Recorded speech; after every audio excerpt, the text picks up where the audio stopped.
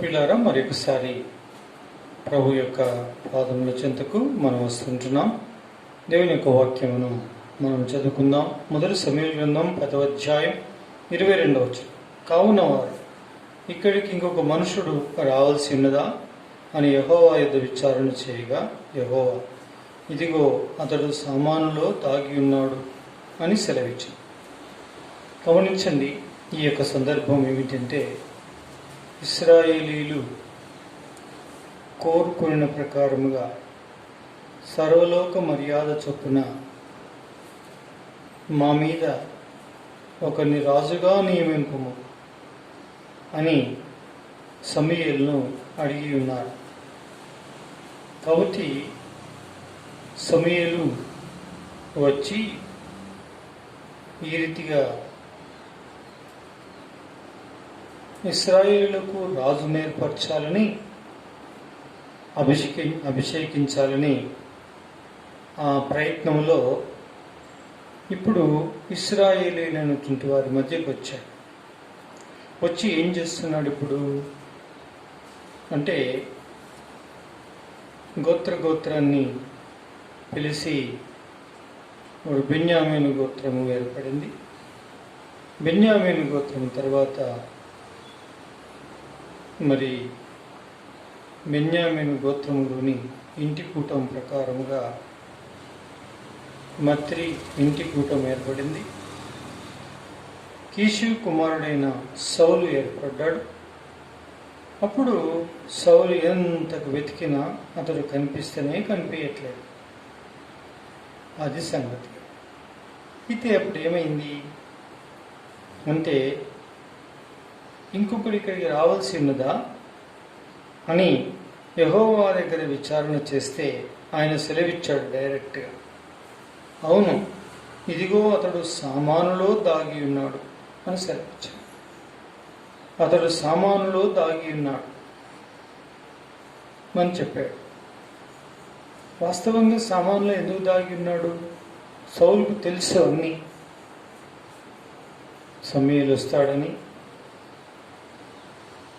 గోత్రాలన్నిట్లలో ఏ గోత్రము నువ్వు ఏర్పరచుకున్న గోత్రం అని వెతుకుతాడని, ఆ గోత్రాలలో మరి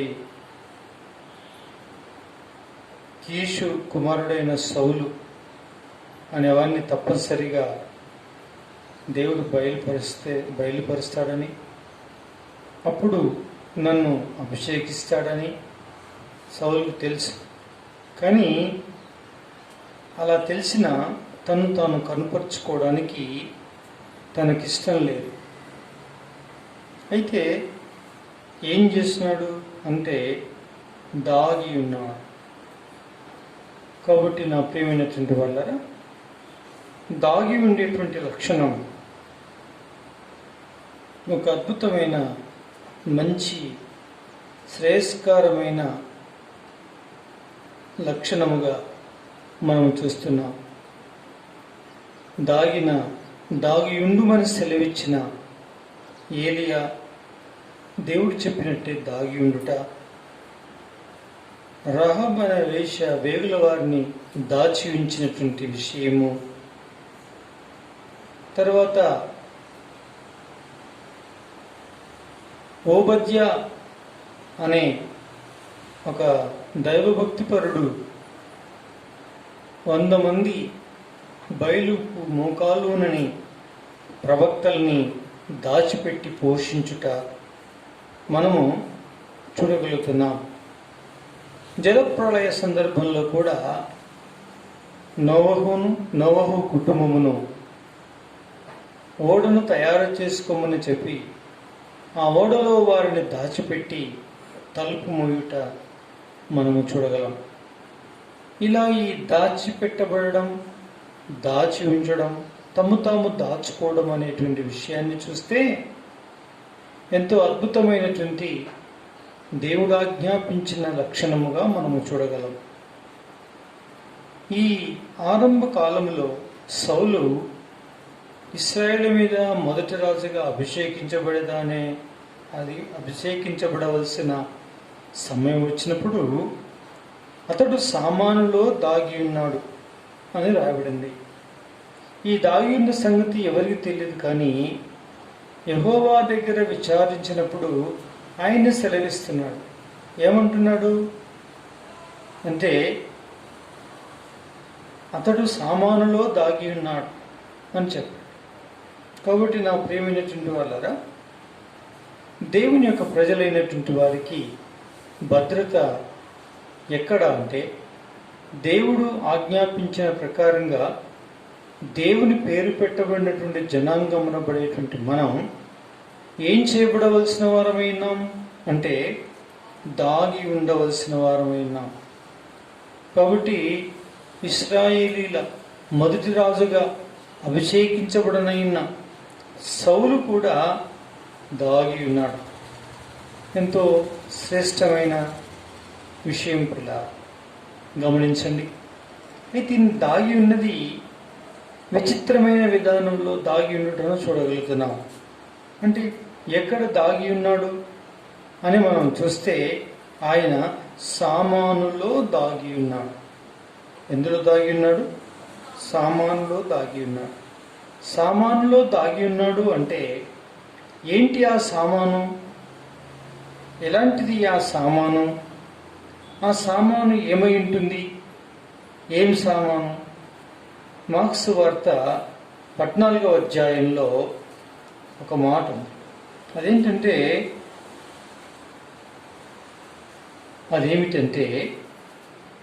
గమనించండి. 15వ వచనం, 16వ వచనం. 14, 15, 16.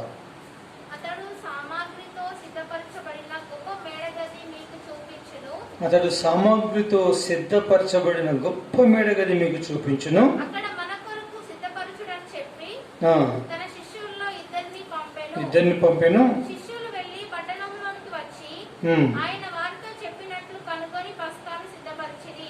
గమనించండి, ఇక్కడ సిద్ధపరచబడినటువంటి లేక సామాగ్రితో సిద్ధపరచబడిన గొప్ప మేడగది అని రాయబడింది.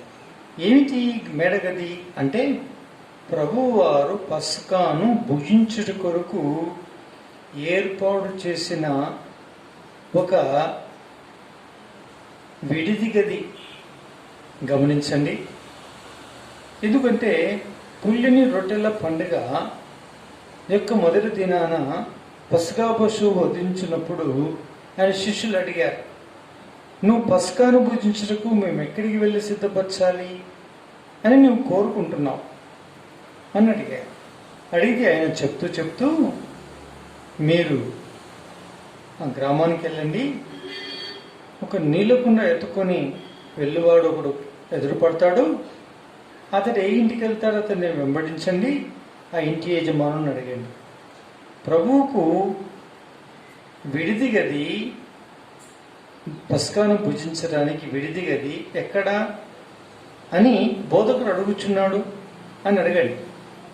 అలాగే అడిగారు, అలాగే వెళ్ళారు, అలాగే అడిగారు. అడిగితే అతడు సామగ్రితో సిద్ధపరచబడిన గొప్ప మేడగది చూపించాడు.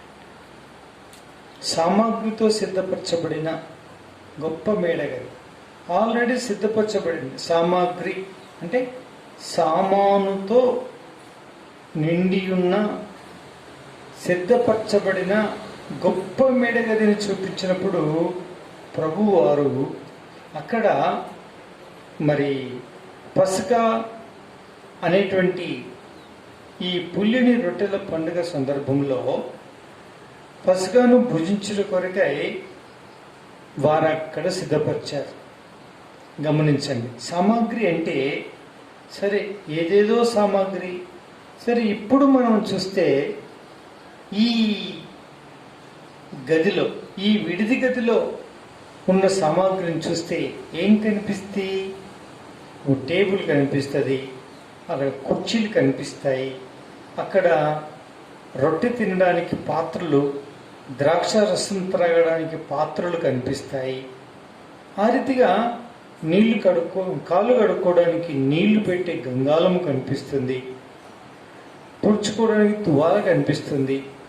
ఇంకా అవసరమైనటువంటివన్నీ కూడా ఈ పస్కా భుజించేటప్పుడు ఈ 12 మంది వీరందరూ కలిసి ప్రభువు యొక్క అంటే కోరిక మేరకు ఈ పులిని రొట్టెల పండుగ సందర్భంలో పసకా పశువును వధించు మొదటి దినాన భుజించాల్సినటువంటి ఈ పసకా భుజించు వేళలో ఏదైతే సామాగ్రి అవసరమైనదో ఆ సామాను అంతటితో సిద్ధపరచబడినటువంటి గది మనకు కనిపిస్తుంది. చూసారా? కాబట్టి గమనించండి, సామాను అంటే సామాగ్రి అంటే మార్క్సు వార్త 14వ అధ్యాయంలోని 12 నుంచి 16 వరకు ఉండేటువంటి లేఖనాలలో ఈ సామాగ్రి కనిపిస్తుంది. ఇలాంటి సామాను కలిగిన సామాగ్రిలో ఆయన తను తాను దాచుకున్నాడు. నా ప్రియమైనటువంటి వాళ్ళారా, దేవుని ప్రజలైనటువంటి వారు, దేవుని చేత ఎన్నుకొనబడిన వారు, ఎన్నుకొనబడదైనటువంటి వారు దాచుకునవలసిన చోటేది అంటే సామాగ్రి కలిగినటువంటి గదిలో సామానులో దాగుకొనవలసిన వారమైనా. అంటే అర్థం ఏంటంటే దేవుని ప్రజలన్నప్పుడు వారు మనము అంటే మన ఇంటిలో ఉండే అరలో కలిగి ఉన్నటువంటి సామాను అంతటిని అటు ఇటు పాపి అందులో కూర్చొని ఆ మూలకు మన మీద సామాను వేసుకొని దాచుకోవడమా అని మనం అనుకుంటే అది అక్షరానుసారంగా సౌలు చేసిన పని ఉండవచ్చు. కానీ ఆత్మీయంగా ఏం చెప్తుంది గమనించండి. ఆత్మీయంగా మనకి ఏం చెప్తుంది అని మనం చూస్తే పిల్లరా, వాస్తవంగా చెప్పాలంటే ఈ యొక్క సామానుతో సిద్ధపరచబడినటువంటి ఈ యొక్క మేడగది దేని చూపిస్తుంది అని మనం చూస్తే పిల్లరా, అంటే పస్కా బలి పశువు వధించు మొదటి దినాన వారు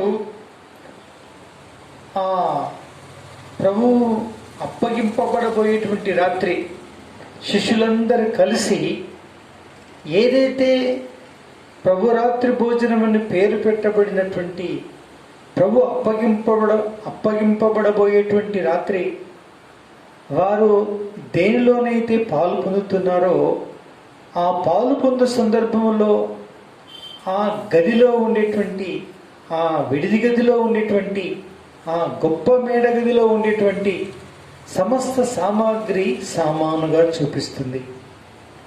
కాబట్టి పిల్లరా, సౌలు సామానులో దాగి ఉంటే దేవుని పేరు పెట్టబడిన జనాంగమును కూడా మనం ఆ దినం సమీపించుకొలది మనం ఏం చేయబడవలసిన వారమైనాం.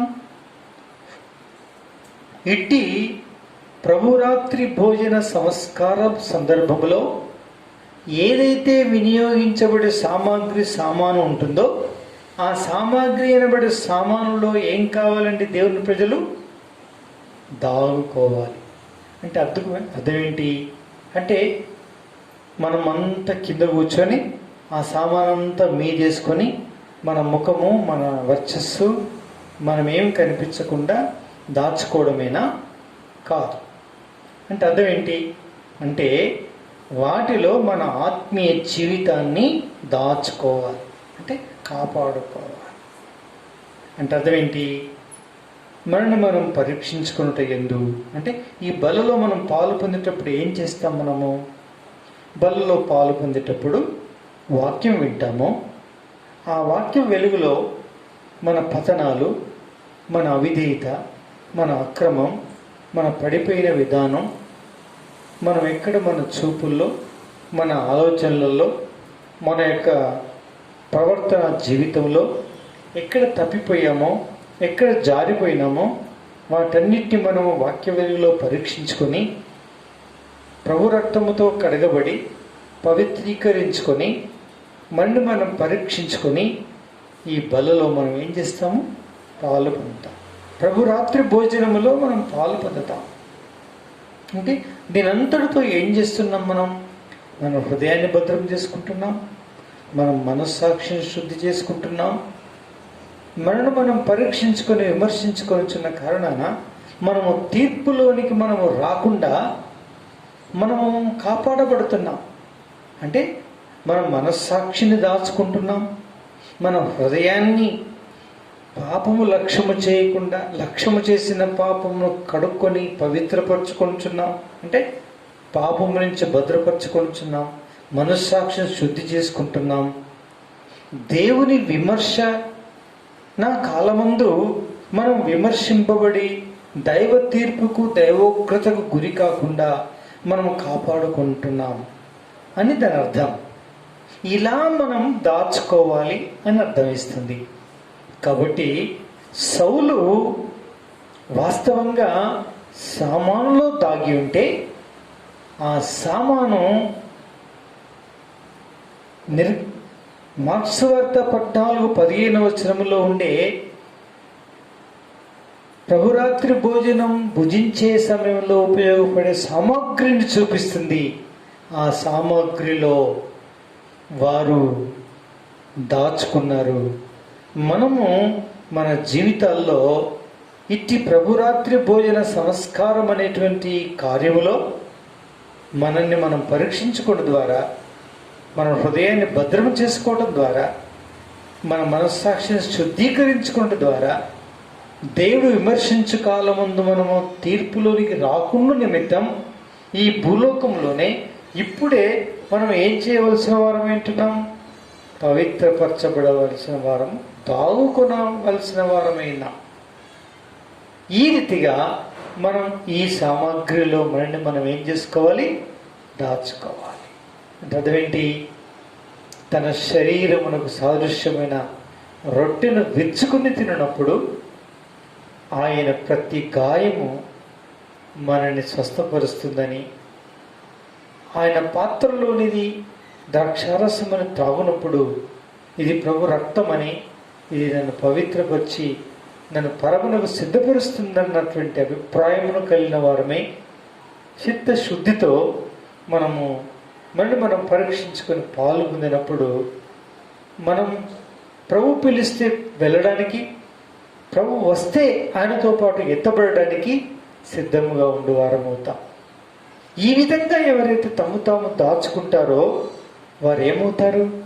దేవుని యొక్క వాక్య ప్రకారంగా వాస్తవంగా ప్రభు యొక్క దినపు రాకడ కొరకు తాము ప్రతి రోజు, ప్రతి వారం తాము పరీక్షించుకొని వారు కాపాడుకొని అట్టి సామాగ్రిలో దాచుకున్నవారు అవుతారు, దాగుకొనుచుండువారు అవుతారు. ఎవరైతే దాగుకొనుచుండువారై ఉంటారో ఈ ప్రకారంగా వారు ధన్యులు. ప్రభు పిలిచినప్పుడు ఆయనతో పాటు ఎత్తబడి ఆయన సన్నిధి చేరుతారు. ఆయన వస్తే ఆయనతో పాటు ఎత్తబడి ఆయన సన్నిధిలో చేరుతారు. ఆయన పిలిస్తే మంచి ఘన స్వాగతమును పొంది పరలోక రాజ్యంలో ప్రవేశిస్తారు పిల్లల. అందుకోసమని మనం కూడా దాచుకునేది నేర్చుకోవాలి. ఎక్కడ దాచుకోవాలి? సౌలు సామాన్లు దాచుకుంటే మనం సామాగ్రితో సిద్ధపరచబడిన గొప్ప మేడగదిలో దాచుకోవాలి. గొప్ప మేడగదిలో దాచుకోవాలి. సామాగ్రితో సిద్ధపరచబడిన అంటే ప్రభురాత్రి భోజన సంస్కారం అనేటువంటి ప్రభు యొక్క బల్లో పాలు పొందేటువంటి, ప్రభువును ఆరాధించేటువంటి ఆరాధనలో పరీక్షించుకొని తాము పరీక్షించుకొని పాలు పొందేటువంటి క్రమంలో మనం శుద్ధీకరించబడి పవిత్రపరచబడి మనం ఇలా దాచుకునే అనుభవం కలవారమైతే మనం ధన్యుల భాగ్యవంతులం. కాబట్టి అప్పుడు మనము శిక్షకు ఏం కాము? గురి కాము. శిక్షా విధికి గురి కాకుండా మనము కాపాడబడతాం. అలా వివేచించకుండా, ఈ వివేచన జ్ఞానము లేకుండా ప్రవర్తిస్తే ఒకరోజు తీర్పుకు గురి అవుతాము, శిక్షకు అర్హులమవుతాము. తద్వారా మనం కలిగి ఉన్నటువంటి భయం, భక్తి అంతా వృధా వ్యర్థమైపోతుంది. అట్లా కాకుండా ఉండాలంటే ఇట్టి కనీస భయం భక్తి గలవారమై జీవిస్తే దేవుడు మనల్ని దీవించి ఏం చేస్తాడు? ఆశీర్వదిస్తాడు. ఈ దీవెన ఆశీర్వాదము ఎవరు పొందుతారంటే దాగుకొనిన వారు. కాబట్టి ఈ దాచుకునే అనుభవం మీకుందా?